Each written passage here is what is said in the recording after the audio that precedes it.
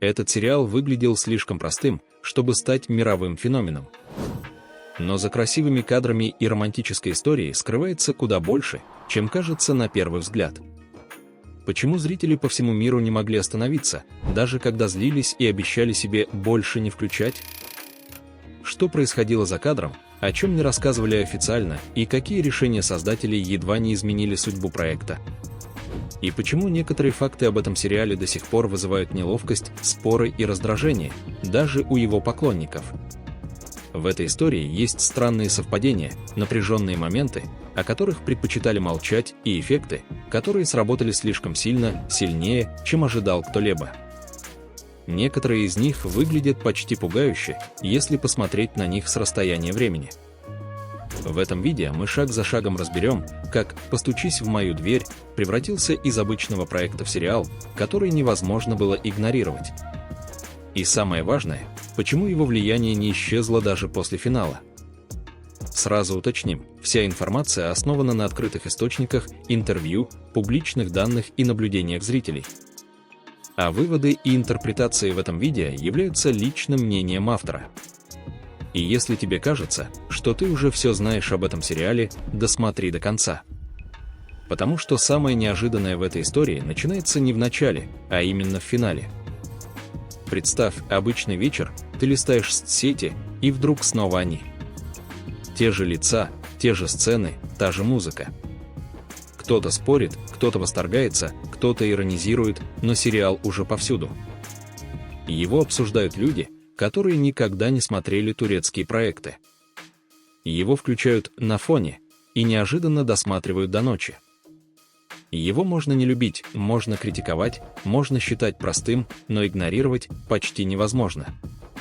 «Постучись в мою дверь» появился без громких обещаний и без статуса будущего хита. Он не ломал жанры, не предлагал сложных смыслов и не притворялся чем-то большим, чем есть.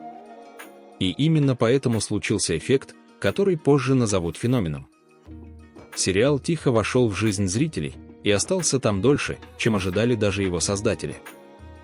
Самое удивительное в этой истории – масштаб. Проект, рассчитанный на локальную аудиторию, вышел за границы страны и начал жить собственной жизнью. Его обсуждали в разных культурах, на разных языках, в разных возрастных группах. Кто-то видел в нем идеальную романтическую сказку, кто-то – эмоциональный отдых, кто-то – просто красивую картинку после тяжелого дня. Причины были разными, результат один – зритель возвращался снова и снова. Но здесь возникает главный вопрос. Почему именно этот сериал? Почему история, построенная на знакомых элементах, внезапно стала чем-то большим, чем просто очередной проект? Ведь подобных сюжетов выходило десятки, если не сотни. Однако именно «Постучись в мою дверь» сумел зацепиться за внимание и не отпускать его месяцами. Ответ не лежит на поверхности. Он не сводится к актерам, не объясняется только романтикой и не ограничивается красивыми кадрами. Чтобы понять, как сработал этот эффект, нужно внимательно посмотреть на то, что зрителю показали в самом начале, и почему это оказалось именно тем, что он был готов принять. И все начинается с ощущения обманчивой простоты. На первый взгляд кажется, что перед нами история, которую мы уже видели много раз: случайная встреча, вынужденная договоренность, отношения понарошку, которые постепенно начинают казаться слишком настоящими. Ничего революционного, ничего неожиданного.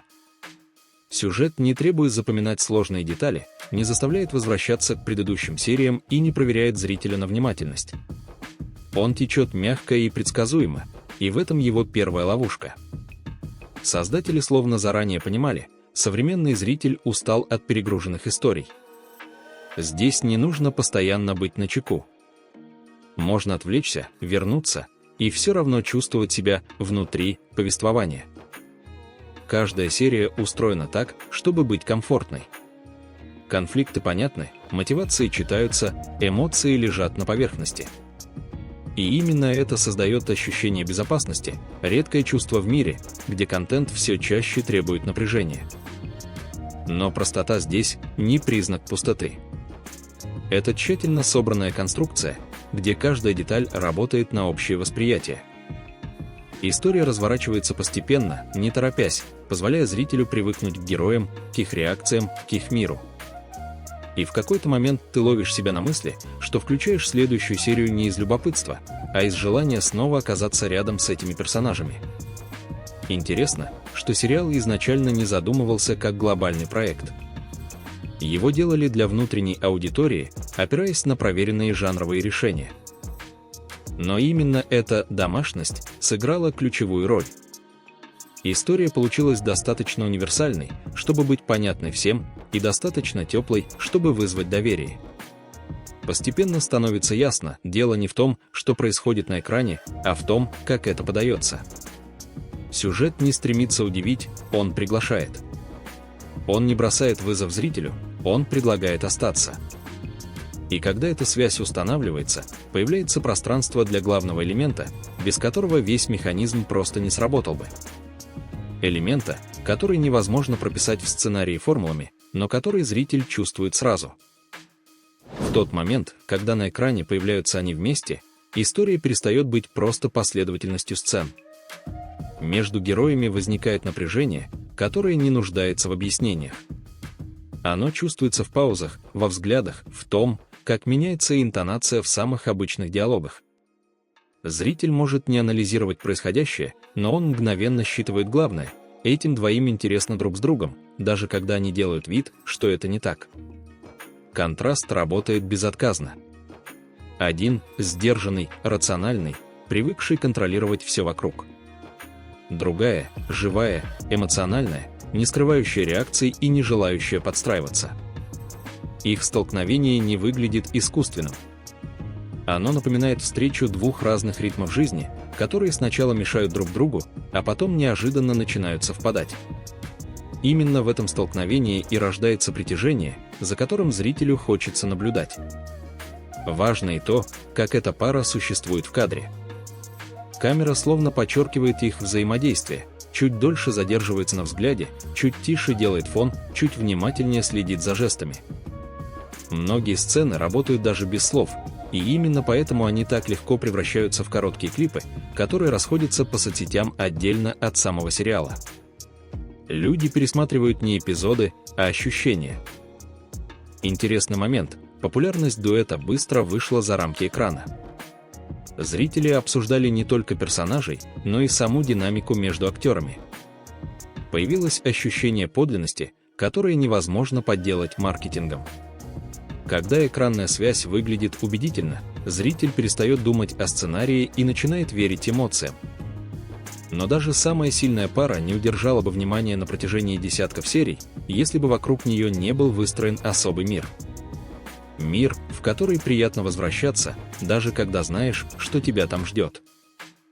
Этот мир сразу производит нужное впечатление. Он яркий, светлый, будто всегда залит мягким солнцем. Здесь редко бывает по-настоящему мрачно, даже когда герои ссорятся или переживают трудные моменты. Пространство сериала словно создано для того, чтобы зритель мог выдохнуть. Красивые виды, аккуратные интерьеры, продуманные детали – все работает на ощущение уюта и эстетического удовольствия. Особую роль играет визуальный стиль персонажей. Одежда, прически, аксессуары – они не просто дополняют образы, а формируют настроение. Зрители начинают запоминать детали, вдохновляться, копировать. Некоторые образы быстро перекочевывают в соцсети и магазины, становясь частью повседневной моды. Это не навязчивая роскошь, а привлекательная версия реальности, в которой хочется побыть подольше. При этом мир сериала не оторван от жизни полностью. В нем есть работа, обязанности, усталость, разочарование. Но все это показано так, чтобы не давить. Конфликты выглядят решаемыми, проблемы – временными, а будущее – открытым. И именно это создает эффект мягкого побега. Зритель не забывает о своей реальности, но на время переносится туда, где все кажется чуть проще и чуть красивее. Интересный факт заключается в том, что многие локации после выхода сериала стали популярными туристическими точками. Люди хотели увидеть не просто место съемок, а тот самый мир, к которому они привыкли по экрану. Это редкий случай, когда визуальная атмосфера становится самостоятельным героем истории. Однако внешняя красота — лишь оболочка. Она подготавливает зрителя к тому, что происходит дальше.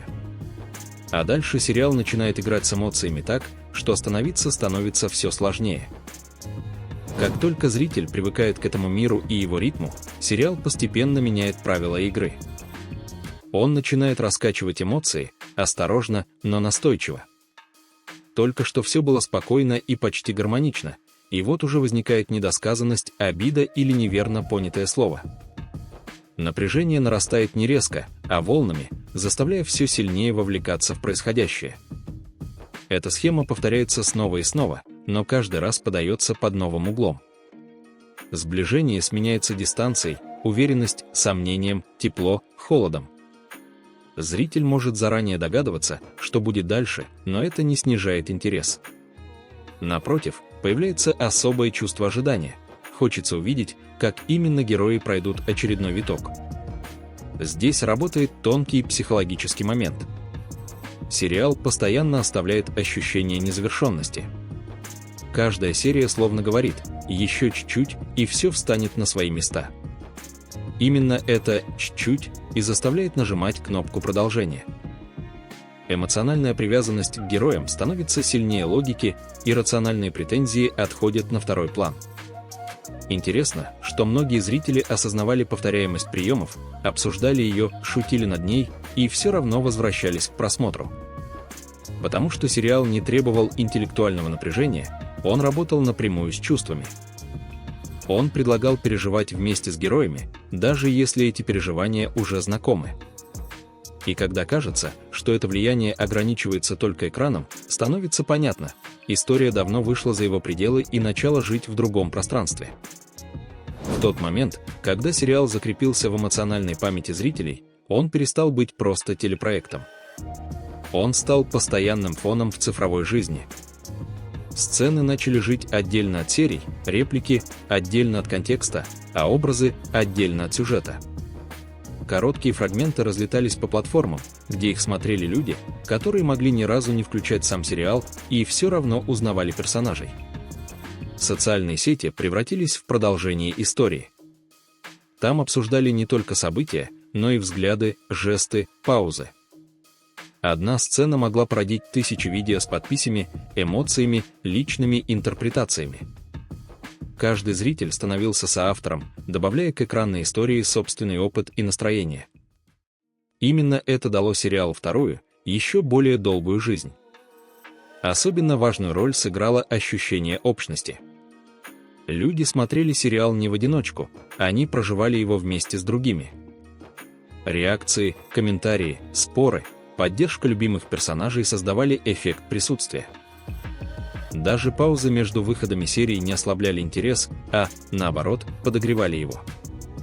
Ожидание превращалось в событие, а каждая новая серия — в повод снова вернуться в общее пространство. Интересный факт: в пиковые моменты обсуждения сериал попадал в мировые тренды платформ, где обычно доминируют совсем другие темы. Это редкий случай, когда романтическая история удерживала внимание глобальной аудитории наравне с самыми обсуждаемыми событиями дня. Такой эффект невозможно запланировать заранее, он возникает только тогда, когда зритель действительно вовлечен.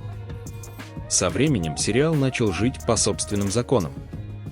Даже те, кто уже перестал смотреть новые серии, продолжали возвращаться к отдельным моментам. История перестала быть линейной, каждый выбирал из нее то, что отзывалось именно ему. Но чем выше становилась популярность, тем заметнее проявлялась и обратная сторона этого успеха. Потому что там, где есть массовая любовь, неизбежно появляется и массовое раздражение. Чем громче становился успех, тем чаще сериал начинали разбирать по деталям. И его обсуждали уже не только зрители, но и критики, блогеры, люди, которые смотрели лишь фрагменты. В ход шло все: повторяющиеся конфликты, затянутое развитие событий, предсказуемые повороты. Казалось бы, при таком количестве замечаний интерес должен был угаснуть. Но произошло обратное: обсуждений стало еще больше. Парадокс заключался в том, что критика не разрушала связь зрителя с историей, а лишь меняла форму этой связи. Люди могли иронизировать, спорить, раздражаться и при этом продолжать смотреть. сериал стал тем самым контентом, который обсуждают через сопротивление. Он вызывал эмоции даже тогда, когда вызывал недовольство. А равнодушие, как известно, куда опаснее для любого проекта. Здесь важно понимать одну вещь: зритель редко выбирает историю только за ее безупречность. Гораздо чаще он выбирает ощущения. «Постучись в мою дверь» давал чувство эмоционального присутствия, возможность проживать чьи-то переживания, не рискуя ничем своим. И даже когда логика начинала давать сбой, эмоциональная инерция уже работала. Интересно, что многие критические аргументы звучали от тех же людей, которые знали сюжет слишком хорошо.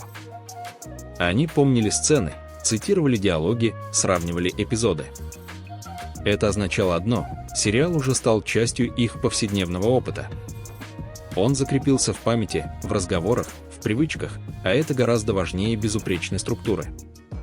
И именно в этот момент стало ясно: успех сериала – не случайность. Это результат точного попадания в запрос времени. Людям нужен был не идеальный продукт, а стабильный эмоциональный ориентир. И когда попытались воспроизвести эту формулу в другом контексте, стало очевидно, насколько хрупким был этот баланс. Попытка повторить успех стала почти неизбежной. Когда история собирает такую аудиторию, появляется соблазн воспроизвести формулу, перенести ее в другой язык, другую культуру, другое пространство. Казалось, что все уже известно, сюжет работает, типажи понятны, структура проверена. Нужно лишь аккуратно пересобрать элементы, и результат будет тем же. Но именно здесь и проявилась главная особенность феномена. Адаптации показали, что сериал держался не на наборе ходов, а на тонком сочетании нюансов. То, что выглядело естественно в одном контексте, теряло живость в другом. Диалоги становились слишком прямыми, эмоции либо приглушенными, либо чрезмерными, а паузы – неубедительными. Исчезало главное – ощущение внутреннего ритма, за который зритель цеплялся с первых серий. Особенно заметной становилась разница в отношениях между персонажами. Там, где в оригинале напряжение рождалось из взглядов и недосказанности, в новых версиях оно чаще объяснялось словами.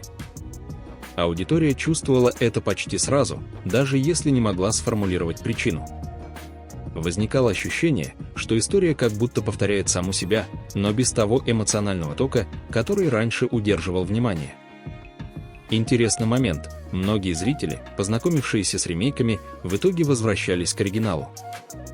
Не из ностальгии, а из желания снова испытать те самые ощущения. Это редкий случай, когда сравнение работало не в пользу обновленной версии, а усиливало ценность первоисточника.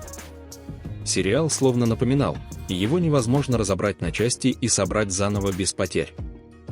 И здесь становится ясно, что феномен «Постучись в мою дверь» связан не только с сюжетом, актерами или визуальным стилем. Он возник в конкретный момент для конкретной аудитории с ее ожиданиями и настроением. Это было точное совпадение времени, формы и эмоций. Но чтобы понять, почему именно этот проект стал символом для миллионов, нужно сделать еще один шаг и посмотреть на картину целиком. Когда смотришь на эту историю с расстояния, становится заметно то, что раньше ускользало за эмоциями. Успех сериала сложился не из одного яркого элемента, а из редкого совпадения сразу нескольких факторов. Он вышел в момент, когда зритель особенно нуждался в понятных чувствах и устойчивых образах. Мир вокруг менялся слишком быстро, реальность становилась все более напряженной, и на этом фоне история, обещающая тепло, предсказуемость и эмоциональную ясность, оказалась именно тем, что искали миллионы. Сериал не требовал выбора стороны, не заставлял спорить с собой, не провоцировал внутренние конфликты. Он предлагал наблюдать. Смотреть, как отношения развиваются постепенно, с ошибками, паузами, возвращениями назад. Это напоминало живой процесс, знакомый каждому, но показанный в более мягкой, почти идеализированной форме. Зритель узнавал себя не буквально, а эмоционально, в реакциях, сомнениях, ожиданиях. Важную роль сыграло и то, что персонажи не выглядели недосягаемыми. Несмотря на внешнюю привлекательность и красивую среду, они оставались достаточно земными в своих переживаниях. Их ошибки не были катастрофическими, а радости – чрезмерными. Это создавало ощущение близости. Герои не становились кумирами в классическом смысле, скорее, они превращались в знакомых, за жизнью которых хочется следить. Интересный факт: многие зрители начинали смотреть сериал в периоды усталости или эмоционального выгорания и позже отмечали, что именно регулярный ритм серии стал для них своеобразной точкой стабильности. Включение новой серии превращалось в маленький личный ритуал. Это уже не просто просмотр, это часть повседневной жизни. Постепенно сериал закрепился как культурный маркер. Его упоминали в разговорах, сравнивали с другими проектами, использовали как ориентир. Он стал своего рода общим опытом, к которому можно было вернуться в любой момент. И именно это ощущение общей, разделенной истории подвело нас к последнему и самому важному слою этого феномена – тому, что остается, когда сюжет давно известен, а финал больше не является тайной. Со временем у любой истории стирается новизна. Сюжет становится знакомым, повороты – ожидаемыми, а финал – известным заранее. Но с «Постучись в мою дверь» произошло нечто редкое, даже когда интрига исчезла, интерес не растворился. Люди возвращались не за развитием событий, а за ощущением, которое сериал однажды подарил и которое оказалось удивительно устойчивым. Этот проект не стремился оставить после себя громкое высказывание или перевернуть представление о жанре. Он сделал нечто более тонкое, стал эмоциональным опытом. Для кого-то это была история о доверии, для кого-то – напоминание о том, что тепло и близость возможны, даже если путь к ним не прямой. Каждый зритель забирал с собой что-то свое, и именно поэтому сериал не воспринимался как единый, жестко зафиксированный смысл. Важно и то, что «Постучись в мою дверь» никогда не требовал от зрителя идеальной вовлеченности. Его можно было смотреть внимательно, можно между делом, можно фрагментами. Он принимал любой формат присутствия и все равно оставлял след. В этом и кроется его особая сила. Сериал не навязывался, а становился частью личного пространства. Со временем он превратился в точку воспоминаний. Кто-то связывает его с определенным периодом жизни, кто-то с конкретными эмоциями, кто-то с ощущением спокойствия, которого тогда не хватало. И даже если сегодня этот сериал уже не вызывает прежнего ажиотажа, его феномен остается понятным. Он оказался ответом на негромкий, но массовый запрос на простую, теплую и узнаваемую историю. Именно поэтому «Постучись в мою дверь» невозможно свести к формуле или объяснить одним фактором. Это редкий случай, когда совпали время, настроение и форма. Сериал не стал идеальным, но стал нужным. А такие истории, однажды появившись, остаются с нами гораздо дольше, чем длится их экранная жизнь. Спасибо, что посмотрели это видео до конца. Если эта история отозвалась вам, поддержите ролик лайком. Подписывайтесь на канал «Любовь и мечты». Здесь мы говорим о сериалах, эмоциях и историях, которые остаются с нами надолго. И обязательно напишите в комментариях, что для вас значит сериал «Постучись в мою дверь» и какие чувства он оставил. До новых встреч!